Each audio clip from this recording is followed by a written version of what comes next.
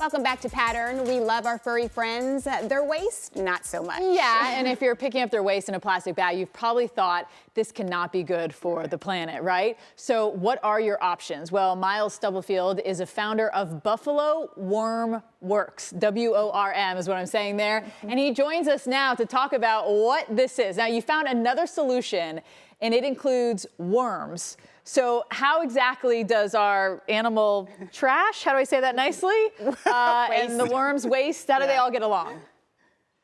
Oh, well, it's a great opportunity for us to look at our waste that's coming from our pets. And you're right, we do not love to pick that up, be it ourselves or our neighbors. So we started composting our pet waste from our dog kennel, Canine Vision, and we just had a massive amount of pet waste pile up on us, and we're hauling it to the curb there for the municipal trucks to come pick up. This was a problem for me. So after a few years, I kind of got into regular thermal composting and learning that worms also eat all decaying organic matter or organic waste streams, in this case, dog do. So we created a process where we can start to reduce that amount of dog waste that's going into the landfill by utilizing worms and creating some type of after amendment that we can actually put down on our grass, landscape, and shrubs. That's great. It is. I love it. Okay, so if this is a solution, then why can't dog owners just let the pet waste outside break down on its own? Yeah. Right, and I kind of broke up there, but essentially leaving that pet waste outside, it will essentially kind of dissipate into the grass. But when we compost it and we sustainably take care of our waste, we're creating an actual amendment that can be utilized on shrubs, grass, trees. We're still working on, looking at the possibility of transmitting different types of pathogens, right? Very unsafe sometimes if you're not taking the right protocols, parameters when you're dealing with pet waste. So leaving it outside is one option, but when we compost under these parameters, we're absolutely taking that risk and lowering it as much as we can. So whose dog's waste, I'm having trouble how to phrase this, are you composting? Like, I can't send you, my dog's waste in the mail, right, to go into this big container? Absolutely not. You're like, hard no. Hard no. So right now, this has gone from a small pet project to just a leg of what Buffalo Wormworks offers, because we're still working on the safety model of bringing that dog waste and composting it at large scale.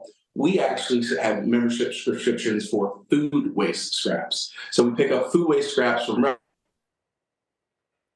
Oh no! And well, we actually go ahead and compost that. Now the dog waste itself, we are composting our dog waste at our facility, and right now there's about 8 dogs or 8 little dog bones that are contributing to this project, and we're doing very well.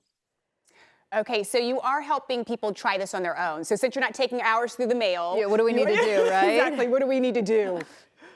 Contact us, reach out via our website, buffalowormworks.com. I've had a couple different cities from the West Coast and even over towards our area reach out about municipal dog parks, about privately owned dog operations, and how they can more responsibly manage that waste that's being produced. Okay, so dogs are one pet, but there is a lot of pets out there. We have cat owners, there's bird owners. I mean, they all have waste. Is this something you can do with different animals or just right now with dogs?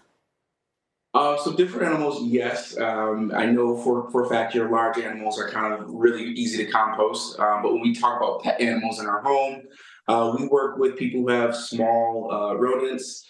So we got mice and rabbits. Sometimes their poop is definitely a great additive to it. As far as cats and lizards and other such, I cannot say. Right now we're sticking with the dogs. And we got some rabbit poo in there as well. All right, maybe in the future, maybe in the future. Okay, also maybe in the future, do you think that you'll take dog waste donations at some point? Maybe not dog waste donations as much as I will come out to your area and work with whatever organization or municipal power that's trying to work with it. Because with composting, regardless if it's pet waste or food waste, it's really important for us to contain it in our region, right? We want to responsibly of it. So sending it from state to state sounds just as crazy as it really is. Miles, we have like 15 seconds. I have to ask you though, what do you do with all of this after you have it at compost? After it's composted, if it's the pet waste, I just use it for grass, landscape, trees, and shrubs. If it's coming from our actual commercial line with food waste, that's a product that we create a super soil, and we can use that on all of our indoor and outdoor plants. Oh, I like it. Miles Stubblefield from Buffalo Wormworks. Thanks so much. I learned so much. Never in a million years that I think I'd be talking about that, or that there's all these options. Exactly. It just, I just don't, everything's good, but I just don't want to think about how that's done, how the worms get in there. I understand that. For more stories like this, you can check out Pattrn on these streaming channels, and we're across the board. And what I love about the stories on Pattrn that you'll find, go to pattrn.com. You can see past stories that we've done. Like he said, he had a problem and he found a solution. So many people are, innovating that way.